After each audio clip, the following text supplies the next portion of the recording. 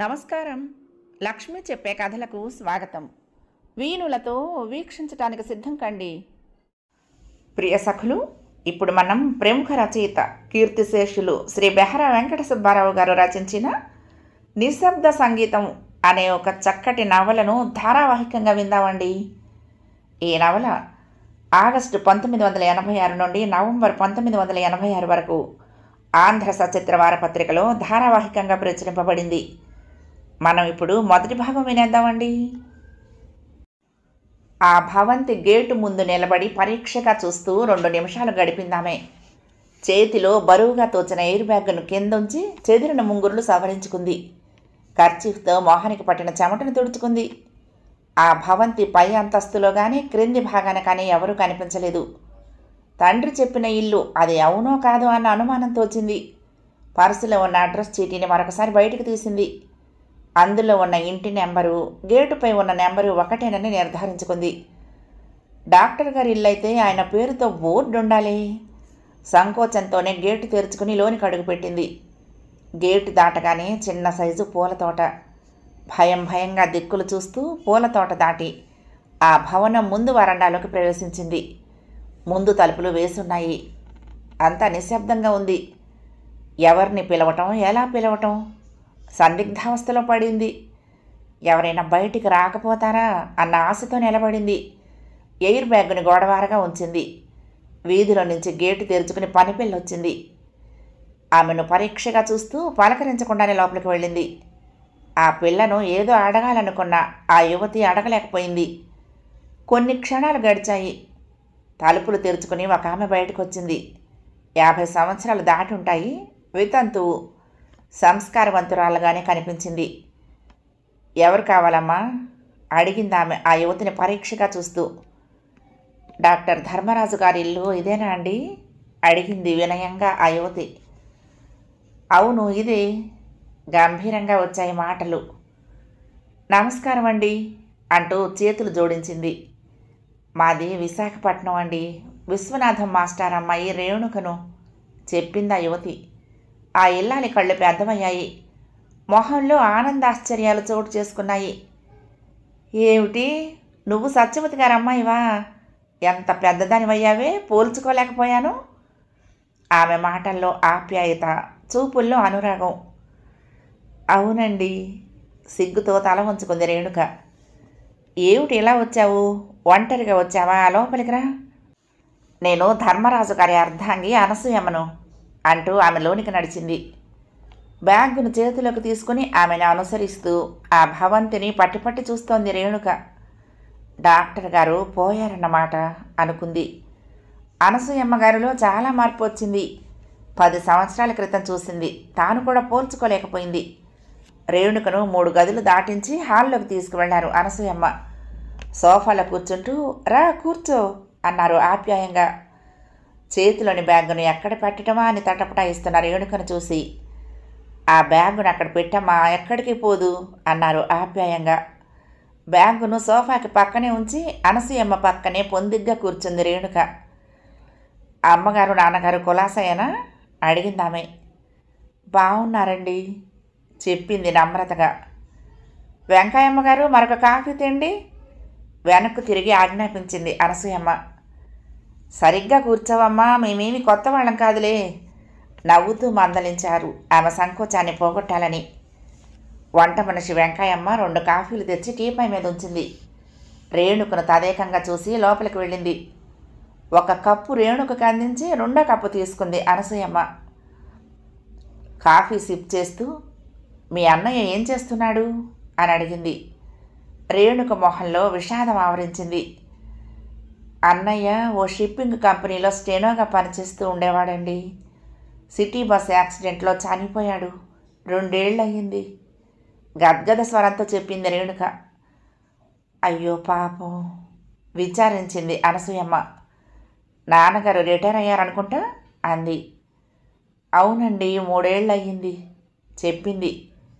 వారి కుటుంబ పరిస్థితిని అవగాహన చేసుకున్న అనసూయమ్మ మరి ప్రశ్నలు వేయలేదు. కొన్ని క్షణాలు మౌనంగా దొర్లాయి. అనసూయమ్మ గారి అమ్మాయి గురించి అడగాలనుకుంది రేణుక. కానీ అంతలోనే అనసూయమ్మే అడిగింది మందహాసం చేస్తూ, మా రమని నువ్వు మర్చిపోలేదనుకుంటా అంది. నేను ఆమె గురించి అడగాలనుకుంటున్నానండి అంది రేణుక నవ్వు మొహంతో. అది బీఎస్సీ పాస్ అయింది, ఉద్యోగం చేస్తానంటోంది. వాళ్ళ అన్నయ్య ఒప్పుకోలేదు, నేను కూడా ఇష్టపడలేదనుకో, సంబంధాలు చూస్తున్నాం అందామే. ఇంట్లో లేరా అండి అడిగింది. సిటీలోకి వెళ్ళింది, పంజాగుట్టలో మా అన్నయ్య ఉంటున్నాడు, వాళ్ళ ఇంటికి వెళ్ళింది, వచ్చేస్తుంది అంది. డాక్టర్ గారు పోయారన్న సంగతి మాకు తెలియదండి. డాక్టర్ గారికి ఇమ్మని మా నాన్నగారి లెటర్ ఇచ్చారు. పర్సులో నుంచి తీసి ఓ ఉత్తరాన్ని అందించింది రేణుక. ఆ ఉత్తరం చదివాక అనసూయమ్మ గారి కళ్ళు చెమర్చాయి. ఆయన పోయి 4 ఏళ్ళయింది. ఎవరెవరికి ఉత్తరాలు రాశారో తెలియదు. ఆవేదన పడిందామె. ఇక్కడికి ఎప్పుడు వచ్చావు, ఇంటర్వ్యూ అయిందా అడిగింది. ఇదే రావటం అండి, రేపే ఇంటర్వ్యూ చెప్పింది రేణుక. అలాగా, చాలా సంతోషం అంటూ లేచిందామె. ఆమెతో పాటు రేణుక కూడా లేచి నిలబడింది. పని మనిషిని పిలిచి వేడినీళ్లు పెట్టమని పురమాయించింది అనసూయమ్మ. శుభ్రంగా వేడినీళ్లు స్నానం చెయ్యి, బడలికి తీరుతుంది. రామగదిలోకి వెళ్దాము, నీ బ్యాగును ఆ గదిలో పెట్టుకో అంటూ రామగదిలోకి నడిచిందామె. గదిని చూసి రామ అభిరుచులు ఎలాంటివో గ్రహించింది రేణుక. డాక్టర్ ధర్మరాజు గారు, municipal high school headmaster Viswanatham గారు విశాఖపట్నంలో ఒకే ఇంట్లో అద్దెకుండేవారు. డాక్టర్ గారు కేజీ హాస్పిటల్లో ఫిజిషియన్. డాక్టర్ గారు ఎంత కలుపుగోలు మనిషి. అనసూయమ్మ కూడా అంతే. డాక్టర్ గారికి 2 సంతానం, మాస్టారికి 3 పిల్లలు. మాస్టారి పెద్దబ్బాయి శంకరము, డాక్టర్ గారి అబ్బాయి రాఘు ఒకే ఈడువారు, ఒకే క్లాసు చదువుతూ ఉండేవారు. డాక్టర్ గారి అమ్మాయి రమ, రేణుక ఒకే వయసు పిల్లలు. అన్నయ్యల కన్నా 2 క్లాసుల దిగువన ఉండేవారు.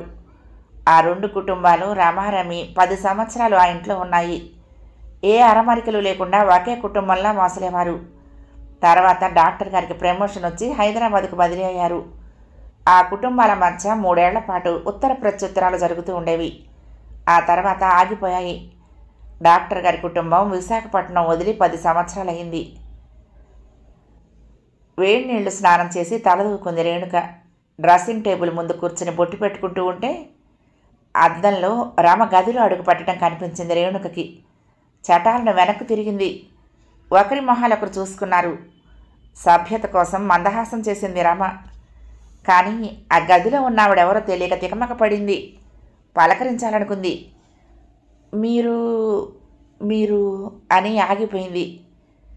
నేనండి రేణుకను చెప్పింది రేణుక. అర్థం కానట్లు చూసింది రమ. గదిలోకి అడుగు పెడుతూ అడిగింది అనసూయమ్మ కూతుర్ని. విశాఖపట్నం విశ్వనాథం మాస్టర్ అమ్మాయి రేణుక, మర్చిపోయావా అంది. ఓ, మాస్టర్ మావయ్య గారి రేణుక. రామమొహం వికసించింది. గుర్తించలేకపోయినందుకు సిగ్గుపడింది.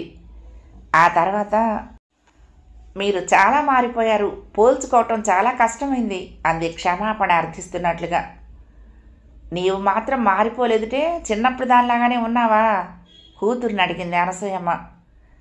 అవునండి, నేను కూడా పోల్చుకోలేకపోయాను అంది రేణుక. ఎప్పుడొచ్చారు సోఫాలో కూర్చుంటూ అడిగింది రమ. సాయంత్రం 5 గంటలవుతోందండి అంది రేణుక రమకెదురుగా నిలబడి. వారి సంభాషణ విన్న అనసూయమ్మ ఆశ్చర్యం పొందారు. బాగుందర్రా మీ పలకరింపులు, మీరును ఏమే వసే అని పిలుచుకునేవారు, ఇప్పుడు ఏమండి అని మన్నించుకుంటున్నారా అంటూ ఆప్యాయంగా మందలించింది ఆ ఇద్దరిని. సిగ్గుపడ్డారు ఇద్దరు. అన్నయ్య రాలేదమ్మా మాటలు మార్చాలని అడిగింది రమ.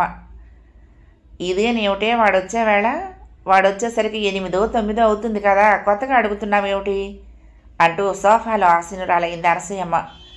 రేణుక నిలబడి ఉండటం ఆమెకు నచ్చలేదు. ఏమిటలా నిలబడి ఉండిపోయావు, రా కూర్చో అంది. రమ పక్కనే కూర్చుంది రేణుక. రేణుకకి టెలిఫోన్ ఆపరేటర్ ఉద్యోగానికి ఇంటర్వ్యూ వచ్చిందిట చెప్పింది ఆమె కూతురుతో. హాయ్ రేణు, కంగ్రాట్స్, ఈ సిటీలోనేనా ఉద్యోగం? ఆనందోత్సాహాల్లో ఆమెను ఊపేస్తూ అడిగింది రమ. లేదండి, ఇంటర్వ్యూ అవ్వాలి, సెలెక్ట్ అయ్యాక 3 నెలల ట్రైనింగ్, ఆ తర్వాతే ఉద్యోగం చెప్పింది రేణుక. ఇంతలో వెంకాయమ్మ గారి కేక వేయటంతో మీరు మాట్లాడుకుంటూ ఉండండి అంటూ అక్కడి నుండి బయటకు వెళ్ళింది అనసూయమ్మ. మా అన్నయ్యకి ఇక్కడే ఉద్యోగం, హెవీ ఎలక్ట్రికల్స్లో ఇంజనీర్ చెప్పింది రమ. అలాగా, చాలా సంతోషం. చాలా కాలాన్ని కలుసుకున్నాం కదూ. సంతోషాన్ని తెలియచేసింది రేణుక. ఉండు, నువ్వు వచ్చావని అన్నయ్యకి ఫోన్ చేస్తా అంటూ లేచింది రామ. వద్దని వారించాలనుకుంది రేణుక. కానీ రామ ఆ అవకాశం ఇవ్వకుండా రిసీవర్ ఎత్తి నెంబర్ డయల్ చేసింది. రఘునాథ్ గారు ఉన్నారా అండి అడిగింది. అవతల నుండి ఏం సమాధానం వచ్చిందో కానీ అలాగా అంటూ క్రెడిల్ మీద రిసీవర్ని పెట్టింది. అన్నయ్య ఆఫీస్ వదిలి 10 నిమిషాలు అయిందిట అంది. ఆ కుటుంబం తనపై చూపుతున్న ఆదరాభిమానాలకు ఆప్యాయతకు ముగ్ధురాలయ్యింది రేణుక. ఇద్దరూ చిన్ననాటి విషయాలెన్నో ముచ్చటించుకున్నారు. ఇంతలో వీధిలో మోటార్ సైకిల్ వచ్చిన శబ్దమైంది. అన్నయ్య వచ్చాడు అంది రామ.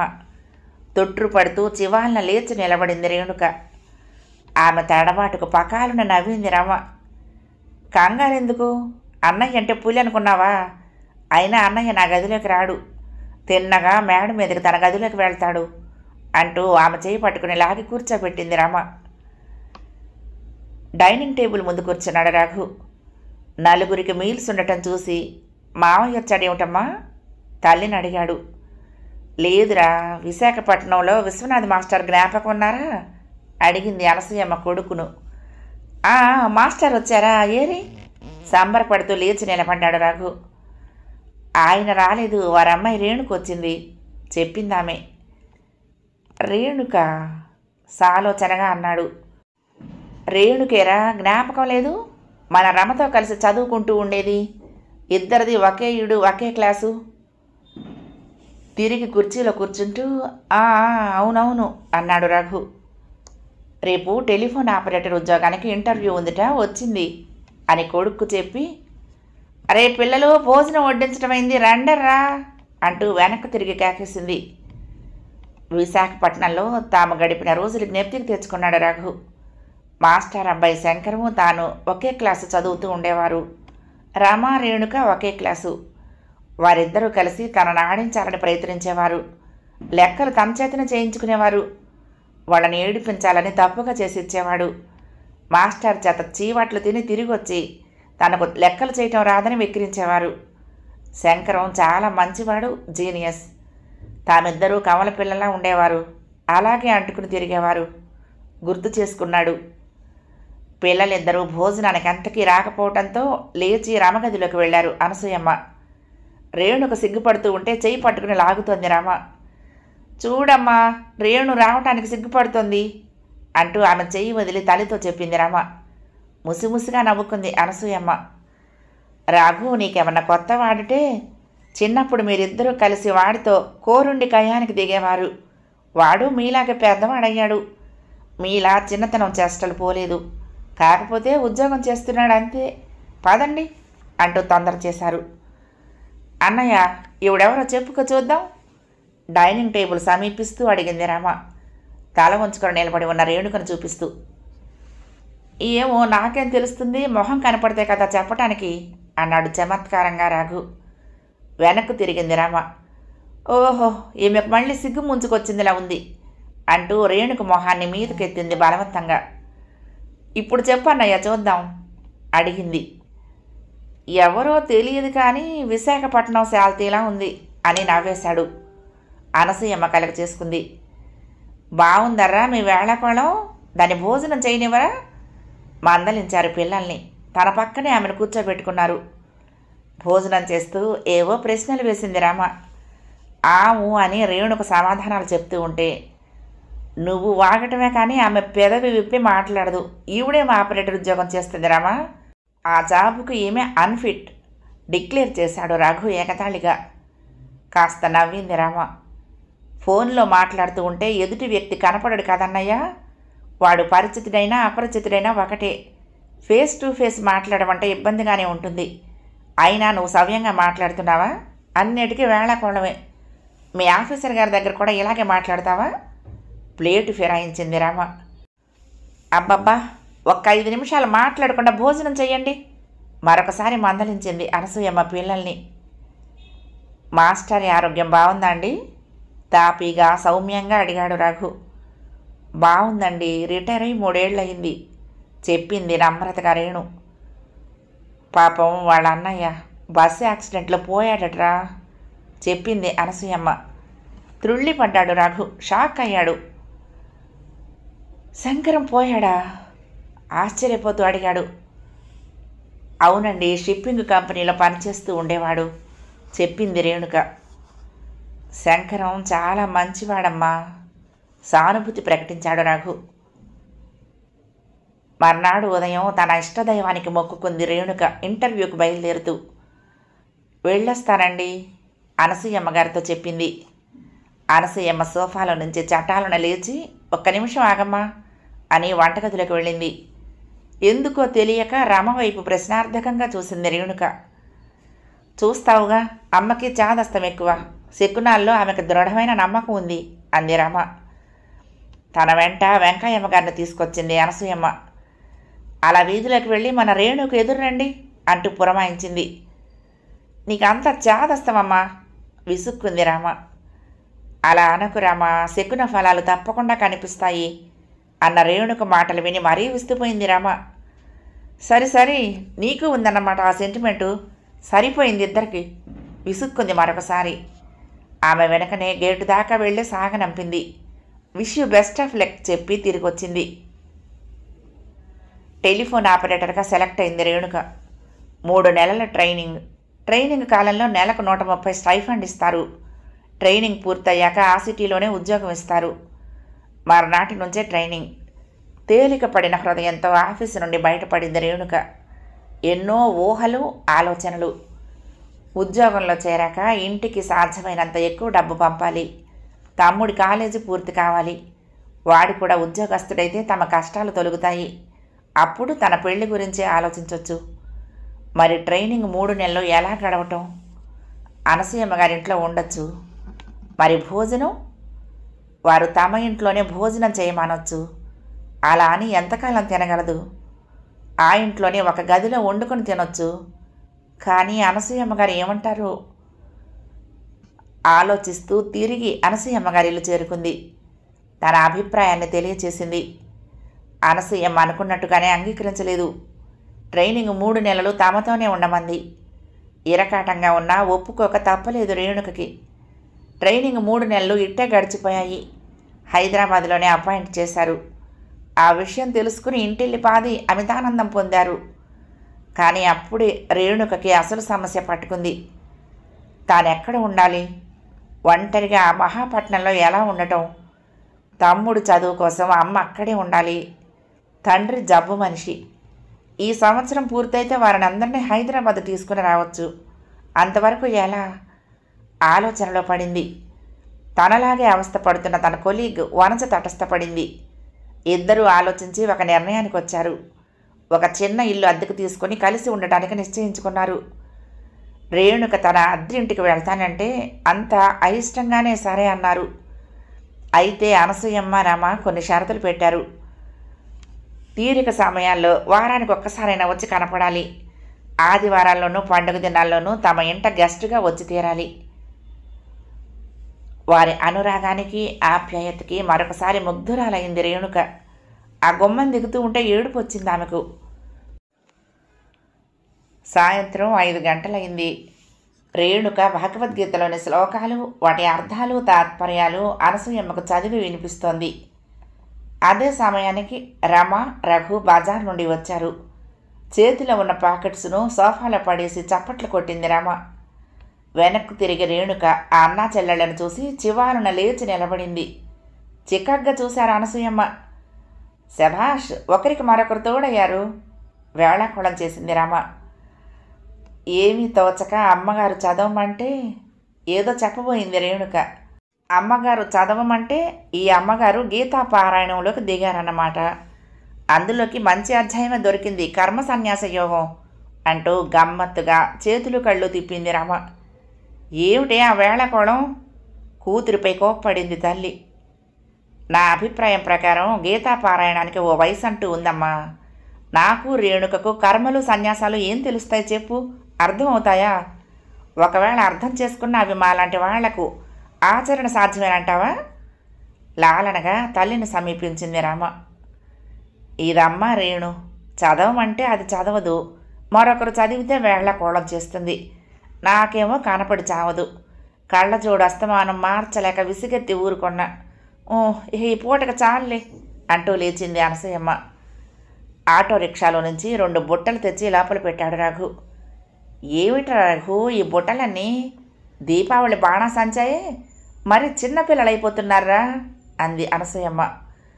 రేణుక వైపే చూస్తున్న రఘు తల్లి ప్రశ్నకు పరాగ్గా సమాధానమిచ్చాడు, అవునమ్మా అంటూ. అవునేమిట్రా అంత సామాన్ ఎందుకు, డబ్బు దండగా? ఎంతో కాదులేమ్మా, 110 రూపాయలు సర్ది చెప్పింది రమ. నేను దెబ్బలాడతానని అలా అంటున్నారు, ఏ 200 రూపాయలు ఉంటాయి. నమ్మలేదు అనసూయమ్మ. అవునమ్మా సరిగ్గా అంతే అంటూ మేడ మెట్లెక్కి తన గదిలోకి పోతూ చెప్పాడు రఘు. రఘు పైకి వెళ్లటంతో కొంత ఫ్రీనెస్ ఫీల్ అయింది రేణుక. సోఫాలో పడేసిన ప్యాకెట్లను తీసి విప్పింది రమ. 2 చీరల్ని బయటికి తీసింది. ఎలా ఉన్నాయి రేణు? అమ్మ చూడు బాగున్నాయా? ఇద్దరి అభిప్రాయాన్ని ఒకేసారి అడిగింది రమ హుషారుగా. ఒక చీర అందుకుంది రేణు. మడత విప్పి తన ఒంటి మీద వేసుకుని, చాలా బాగుంది రమా, నీ ఒంటి మీద ఈ చీరకు ఎంత అందం వస్తుందో తెలుసా అంది. ఏం నీకు మాత్రం బాగుండదా? ఎదురు ప్రశ్న వేసింది రమ. రేణుకు మాట్లాడలేదు, చీరను చూస్తూ ఉండిపోయింది. సోఫాలో పడి ఉన్న 2వ చీరను చేతిలోకి తీసుకుంది అనసూయమ్మ. పరీక్షగా చూసి, 2 ఒక్కలాగా ఉన్నాయేమిటే రమా, చూసుకోలేదా కూతుర్ని అడిగింది. ఒకలాగే ఉండటం కాదమ్మా, ఒక్కటే డిజైన్ చెప్పింది రమ. మరొక డిజైన్ తీసుకోలేకపోయావా అడిగింది రేణు. తీసుకోవాలనే అనుకున్నా, మనమిద్దరము ఒకే డిజైన్ గల చీరలు కట్టుకొని తిరుగుతూ ఉంటే చూసే వాళ్ళకి కళ్ళు తిరగాలి అంది రమ. నాకా? ఇంత కాస్ట్లీవి నాకెందుకు రమా? ఆశ్చర్యపోతూ అసమ్మతిని తెలియచేసింది రేణు. రేణుకకు కూడా చీర కొన్నందుకు సంతోషించింది అనసూయమ్మ. ఖరీదు ఎంతో లేదులే ఓయ్, ఓన్లీ 200 రూపీస్. ఎలా ఉందో చెప్పావు కాదు అడిగింది రమ. నీ సెలక్షన్ బ్రహ్మాండం రమ, కానీ నో ఇది నా సెలక్షన్ కాదు, అన్నయ్య బాగుందన్నాడు, నేను కొన్నా అంతే. సారీ రమ, ఈ శారీ నాకు వద్దు ఖండితంగా అంది రేణు. రమ చిన్నపుచ్చుకుంది. ఏం ఖరీదు ఎక్కువని అలా అంటున్నావా, లేక నిజంగా నీకు చీర అవసరం లేదా సూటిగా చూస్తూ అడిగింది. జవాబు ఇయ్యలేదు రేణు. అనసూయమ్మ కలగ చేసుకుంది. అవసరం లేకపోవటం ఏమిటే, బొత్తిగా 4 చీరలే ఉన్నాయి, కాకపోతే ఖరీదు ఎక్కువని ఆలోచిస్తోందిలే సర్ది చెప్పబోయింది. ఖరీదు పే చేయమని అడగలేదే, దీపావళికి నేను ఎలాగూ కొనుక్కుంటున్నా, నీకు బాగుంటుందని అనుకున్నాము, కొన్నాము విడమరిచి చెప్పింది రమ. మౌనాన్ని వీడలేదు రేణు. అవును రేణు, మీరిద్దరూ ఆ చీరలు కట్టుకొని తిరుగుతూ ఉంటే చూసే వాళ్ళ కళ్ళు కుట్టుకుంటాయి. మంచి చీర ఒక్కటి లేదు నీకు, పైగా ఉద్యోగస్తురాలివి, పెళ్లి కాని పిల్లవి, నలుగురి మధ్య తిరుగుతూ ఉంటావు, హుందాగా కనిపించాలి కదా నచ్చ చెప్పబోయింది అనసూయమ్మ. రేణు కళ్ళు కృతజ్ఞతతో మెరిశాయి, కాదనలేకపోయింది. జీతాలు అందిన రోజున వారింటికి వెళ్ళింది రేణు. అనసూయమ్మ ఒంటరిగా ఉండటం చూసి డబ్బు అందిస్తూ, ఈ నెలకి చీర బాపతు ఈ 50 తీసుకోమనండి, వచ్చే నెల తక్కిన డబ్బిస్తా అంది. డబ్బు తీసుకోకుండా ఆమె తన వైపే చూస్తూ ఉంటే, నాన్నగారికి మందులు కొనాలని తమ్ముడు ఉత్తరం రాశాడు, కొంచెం ఎక్కువ పంపించాల్సి వచ్చింది, సగం డబ్బైనా ఇవ్వాలనుకున్నా కానీ కుదరలేదు, ఏమీ అనుకోకండి అంటూ బ్రతిమాలింది రేణు. ఓసి వేర్రిదానా, నువ్విచ్చినా మేము తీసుకుంటామనుకున్నావా? నువ్వు నా కూతురు లాంటి దానివేనే, రమతో పాటే నీకు కొన్నాము, ఖరీదు చెల్లించనవసరం లేదమ్మా, ఈ డబ్బు కూడా మీ తమ్ముడికి పంపించు, పాపం వాళ్ళక్కడ ఏం అవస్థలు పడుతున్నారో అంటూ అక్కడి నుండి నిష్క్రమించింది అనసూయమ్మ. నిశ్చేష్టురాలయ్యింది రేణు. మెయిన్ గేట్ తెరుచుకుని లోనికొస్తూ మేడ వంక చూశాడు రామనాథం. పైన లైట్లు లేకపోవడంతో రఘు ఇంకా రాలేదు కాబోలు అనుకున్నాడు. రా అన్నయ్య రా, చాలా రోజులకొచ్చావు అన్నయ్యను ఆప్యాయంగా ఆహ్వానించింది అనసూయమ్మ. అదేమిటమ్మా, మొన్న 6వ తారీఖునే కదా వచ్చాను, 23 రోజులైంది అంటూ సోఫాలో ఆసీనులయ్యాడు. ఎదురుగా కుర్చీలో చెల్లెలు కూర్చుంటూ ఉంటే, రఘుబాబు ఇంకా రాలేదులా ఉంది అన్నాడు. వాడు అప్పుడే రాడురా, ఈవేళ ఆదివారం కదా ఉంటాడనుకున్నా అన్నాడు. ఈరోజు వాళ్ళ ఇంజనీరు గారికి షష్ఠి పూర్తట, ఉదయమే వెళ్ళాడు, ఎప్పుడు వస్తాడో తెలీదు చెప్పింది అనసూయమ్మ. నేను వస్తానని పొద్దుటే ఫోన్ చేసి చెప్పానే, అప్పుడు ఈ విషయం చెప్పలేదు ఉసూరుమన్నాడు రామనాథం. ఏం వాడితో పనుందా? మాట్లాడలేదు రామనాథం. ఏదైనా కాంట్రాక్ట్ విషయం మాట్లాడాలా? మళ్ళీ అడిగింది అనసూయమ్మ.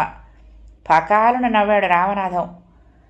నా మేనల్లుడు నాకు కాంట్రాక్ట్ దక్కనిస్తాడటమ్మా అని ఆగి, ఇది కూడా ఒక కాంట్రాక్ట్ లాంటిదే అనుకో అన్నట్లు రమ కనపడదేం, అది వెళ్ళిందా అన్నయ్యతో అడిగాడు అటు ఇటు చూస్తూ. లేదన్నయ్య, అది సినిమాకి వెళ్ళింది. ఒక్కరితేనా? లేదు, అది దాని ఫ్రెండ్, ఇద్దరు వెళ్ళారు. ఫ్రెండ్ అంటే ఆ అమ్మాయినా టెలిఫోన్ ఆఫీసులో పనిచేస్తోంది? నాంచి అడిగాడు. ఆ అమ్మాయి కాదన్నయ్య, డాక్టర్ గారు అమ్మాయితో వెళ్ళింది. ఆ అమ్మాయికి అదో పిచ్చి, కొత్త సినిమా రాగానే వెళ్ళాలంటుంది. దీన్ని ప్రయాణం చేస్తుంది తోడు కోసం. ఆ టెలిఫోన్ అమ్మాయికి సినిమా పిచ్చి లేదు అంది. పోనిద్దు, చిన్నపిల్ల, వాళ్ళ సరదాలు వాళ్ళవి. రేపు పెళ్ళయ్యాక వాళ్లే వెళ్ళము అంటారు అన్నాడు. ఏమిటో అన్నయ్య, రమ పెళ్ళి ఎలా చేయటమో అర్థం కావటం లేదు. నువ్వైనా సంబంధాలు చూడవు నిట్టూర్చింది అనసూయమ్మ. నా కూతురికి మేనరికం రెడీగా ఉంది, అయినా చేయగలిగానా? దేనికైనా సమయం కలిసి రావాలమ్మా. నిన్న రాత్రి మీ వదిన నా మీద యుద్ధం ప్రకటించిందనుకో. తానొచ్చిన విషయం చెప్పడానికి నాంది పలికాడు రామనాథం. యుద్ధమా? చచ్చా, నేను నమ్మను. వదిన అలాంటిది కాదు అపనమ్మకాన్ని ప్రకటించింది అనసూయమ్మ. నీవే కాదు, ఎవ్వరూ నమ్మరు. ఉషకి పెళ్లి చేయలేదని నా మీద విరుచుకు పడింది. అందుకే అర్జెంటుగా ఇలా పరిగెత్తుకుని వచ్చా. రామ పెళ్ళి మన రఘుబాబు పెళ్లితో ముడి పెడితే లాభం లేదు. ముందు ఉషని రఘుకిచ్చి పెళ్లి చేసేద్దాం, లేకపోతే నాకు మనశ్శాంతి ఉండదు. చెప్పాల్సింది చెప్పాడు. అలాగే చేద్దాం, రఘుబాబుని కూడా ఒక్క మాట అడిగి.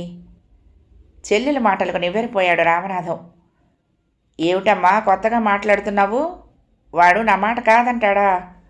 ఉష పుట్టినప్పటి నుంచి వాడి పెళ్ళామే అనుకుంటున్నాం కదా అన్నాడు కంగారు పడిపోతూ. నా మాట కాదంటాడని నేను అనుకోవటం లేదు. అయినా వాడితో చెప్పకుండా మనం పెళ్లి ప్రయత్నం చేయటం బాగుండదన్నయ్య. మరొకసారి షాక్ తిన్నాడు రామనాథం.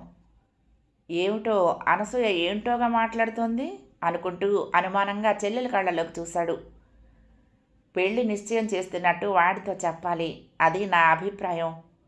చెల్లెలు ఇచ్చిన వివరణ రామనాథం మనసును తేలికపరిచింది. అలాగే, వాడితో చెప్పే ముహూర్తం పెట్టుకుందాం అంటూ లేచాడు. అదేమిటి అలా వచ్చి ఇలా వెళ్ళిపోతున్నావు? ఓ గంటలో పిల్లలు వస్తారు, భోజనం చేసి వెళ్ళొచ్చు అంది అనసూయమ్మ తాను కూడా లేస్తూ. భోజనమా? మంచినీళ్ళు తాగటానికి కూడా తీరిక లేదంటే నమ్ము. వచ్చే మార్చి ఆఖరికి పనులన్నీ అయిపోవాలి, నేను వస్తానమ్మా అంటూ కదిలాడు. అన్నయ్య వెనకనే వీధి వరండా వరకు వెళ్ళింది అనసూయమ్మ. అప్పటికే గేటు తెరుచుకుని లోనికొస్తూ కనిపించింది రేణు. ఆమె దగ్గరకు రాగానే, రావమ్మ రేణు, ఏమీ తోచడం లేదు అంటూ పలకరించింది. ఇద్దరూ హాల్లో సోఫాలో కూర్చున్నారు. రామ ఇంట్లో లేదా అండి అడిగింది రేణు. ఏదో కొత్త సినిమా వచ్చిందట, డాక్టర్ గారు అమ్మాయి వచ్చి దీన్ని లాక్కుపోయింది. మీ ఆరోగ్యం ఎలా ఉందండి నిట్టూర్చింది అనసూయమ్మ. ఏమీ బాగుండటం లేదమ్మా. 4 అడుగులు వేస్తే నీరసం, గుండెదడ. ఏ రోగం లేదు, బాగా రెస్ట్ తీసుకోమంటాడు డాక్టర్ గారు. నాకు రెస్ట్ తప్పించి ఏం పని ఉంది చెప్పు? ఏదో టానిక్ టాబ్లెట్స్ రాశాడు.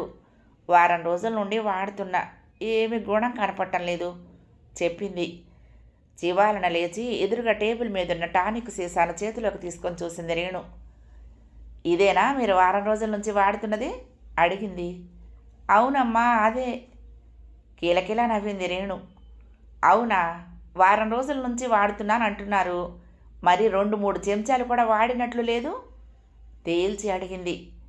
జవాబుగా చిరునవ్వు నవ్వింది అనసూయమ్మ.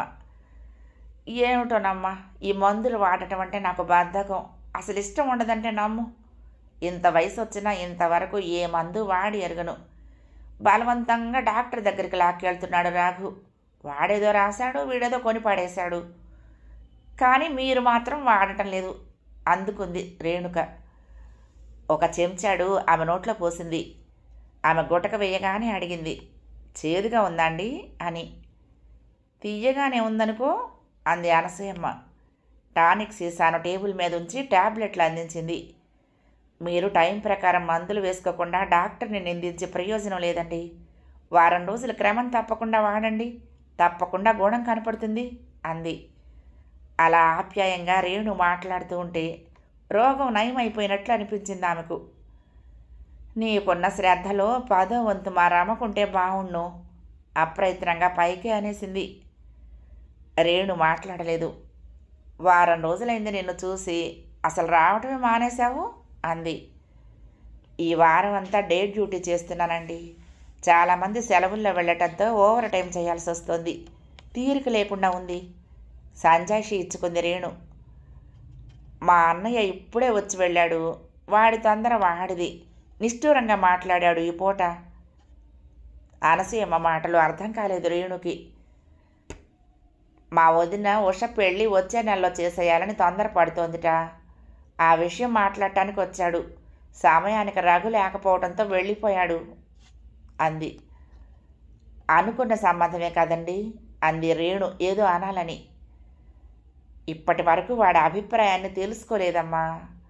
నా మాట కాదననుకో, అయినా ముహూర్తం పెట్టే ముందైనా చెప్పాలి కదా. అంతలో వెంకయ్యమ్మ గారు రావటంతో మాటలు ఆగిపోయాయి. మొదటి భాగం సమాప్తం. ప్రియ సఖులు, ఈ కథ మీకు నచ్చితే తప్పకుండా లైక్ చేయండి, షేర్ చేయండి, కామెంట్ చేయండి, సబ్స్క్రైబ్ చేసుకుని నన్ను ఎంకరేజ్ చేయండి. ఉంటానండి. ప్రేమతో లక్ష్మి, కృష్ణాతీరం దుర్గమ్మ సన్నిధానం. నమస్తే.